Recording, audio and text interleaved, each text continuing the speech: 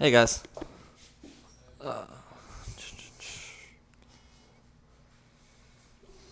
Josh is taking forever to walk over there. Oh, there he is. Alright, so this is the Clownblade deck that me and Jake Matter have been working on for the past month-ish or so. It started with a completely different build, took a lot of time to get to. We decided to go with a different route with it. You probably saw a bunch of plays last night that went through, kind of going through. But I'll reveal the deck really fast. I'll explain a bunch of the choices. Starts off with the 9 clowns. Pretty standard. This deck is based around them. Each one probably know what they do at this point. They're probably the best generic group of cards to come out in a very long time. After that, I have the Gigabyte engine.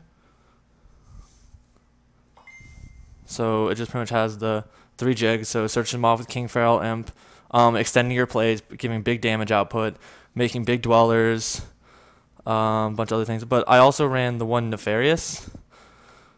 So basically, the Nefarious is for in case you have like Jigga can float. It resolves really well with the 1,000 Blades you'll see in a second and the Trick Clown. So you can create different combos in the end phase. It's an out to Flying Sea. The biggest thing about it just keeps going. So the next is going to be the 4 Warriors for the Rotas we play. It's the 2 Halberds and 1 1,000 Blades, obviously, and then the 1 Photon Thrasher. Photon Thrasher is in there mostly to make the Bujin Tsukiyomi to create the first turn plays that go off. I tried to go for it last night, but it got banned. Breakthrough. But there's 2 Halberds, special summon through, gets to the T-Blades a lot faster. After that, we're gonna get into more of the. I think I set it for the 1-ofs right now. Oh no, I have the 6 C's. That's what I have right now. So we played 3 Retaliating C in the main, 3 Maxi in the main. We went this route, started off because we started with, the original deck had 3 Ghost Ogres in it.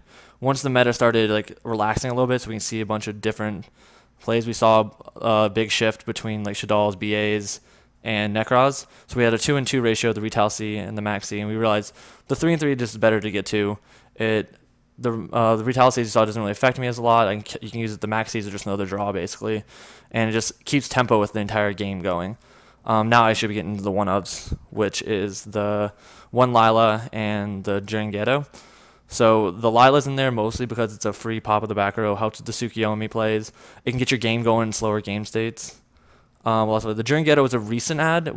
Jake played in a tournament on Saturday, the PS4 tournament, and Jeringeto was called Haunted. But since we took out Zephyros recently, the call was not as good as the Jeringeto. It just does everything call did, but better. And as you saw, it saved 1-wipe games one of the times, and also just pumps over Unicore. Does everything it really needs to do for there. The spells now. So it's pretty simple at this point once you get through. It's the double Rota. We were playing 3 Rotas, but we cut a Rota for Maxi. They do similar purposes. Go through that. That's all a bunch of 1-ofs from there. So it's going to be Foolish Burial, the best card in the deck. It's whatever missing combo piece you need. Mind Control is probably the best 1-of out in the game. You saw you do it to Unicore. We've gone between that and Ring of Destruction. This card just does everything better for that.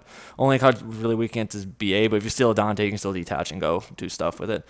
Alright, continue with that. Regeki, standard, just good. You can do a lot of Dweller Regeki plays with this deck and go through there.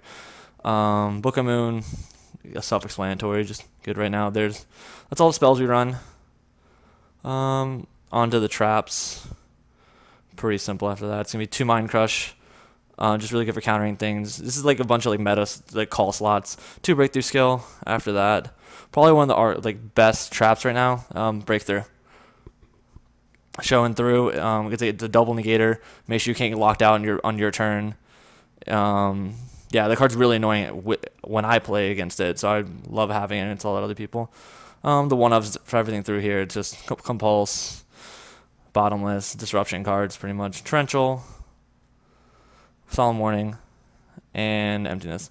Yeah, as you saw, the deck plays a lot similar. I compare it to Plants a lot of the time. Some people compare it to Gear, whatever you want to compare it to.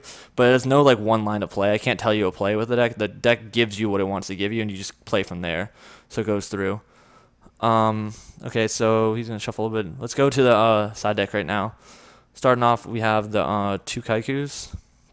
Arguably one of my favorite cards in the side deck is Kaiku, because when it happens, is a lot of times it might not be the best card to side in a matchup, but it can also counteract the breakthroughs that are in the grave that stop you from locking your opponent. As I think you saw me when I dropped it versus the Shadal player that had breakthrough in grave, but I needed to survive a turn with my Exciton on board. So I forced him to make window, and I was able to come back after that. So it's just a good card to have. Also Spellcaster for the combos. Next is DD Warrior Lady, another recent addition we had. We needed a bigger out to Winda. Easy light target. Lets Bujin Tsukiyomi go through with a Rhoda, Photon, or double Rhoda as a Tsukiyomi. Just a good one of out. A lot of people know what that card is. Everyone should know what that card is. After that, we have 2 Necro Valley.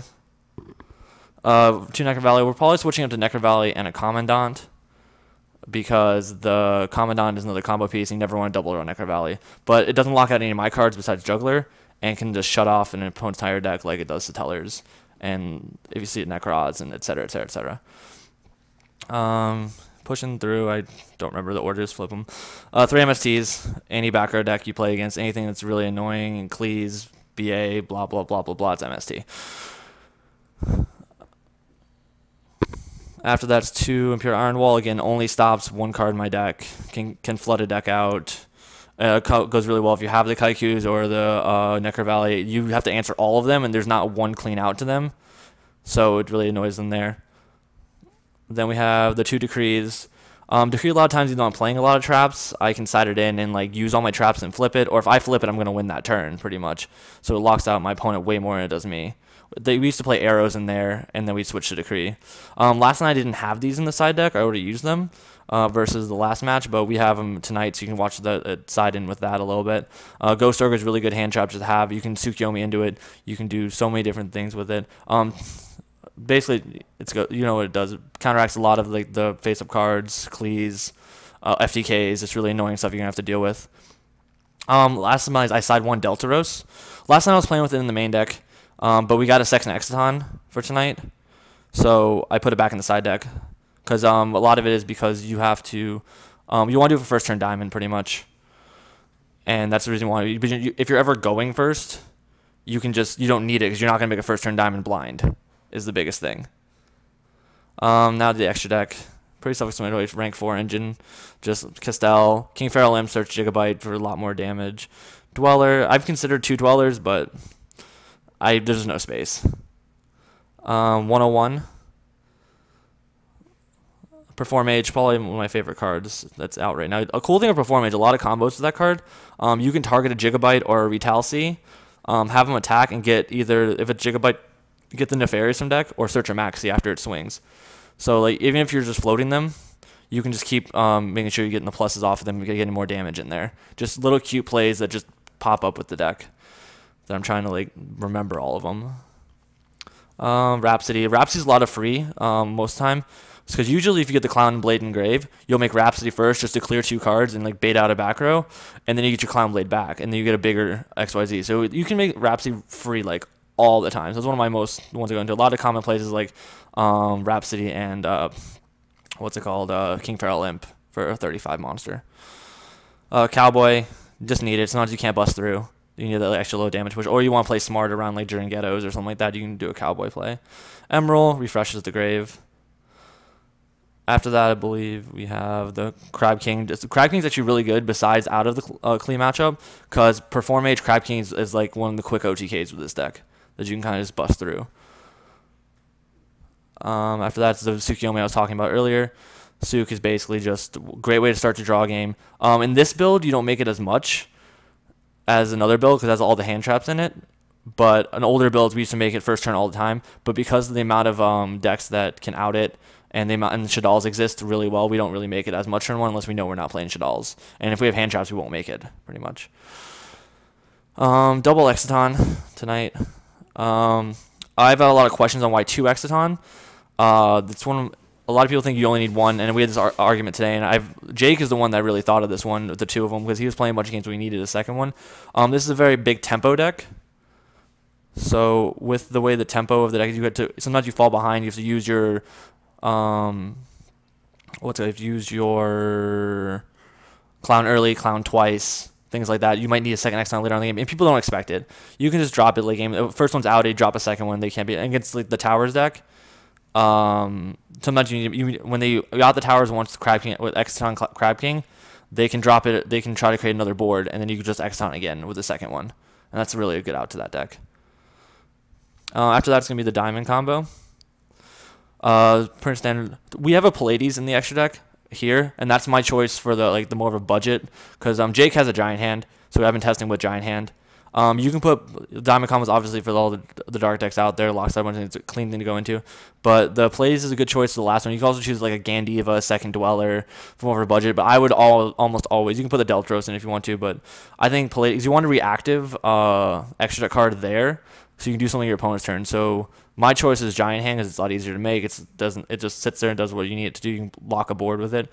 But Pallades is good, but that will burn your Patelio and all that other thing. But you can do a lot of different cards that last slot. But if you access giant hand, play giant hand. That card just wins a bad matchup like Tellers and all that. So so that's the deck. So I think they're gonna start playing some matches. I'm gonna start talking about it more.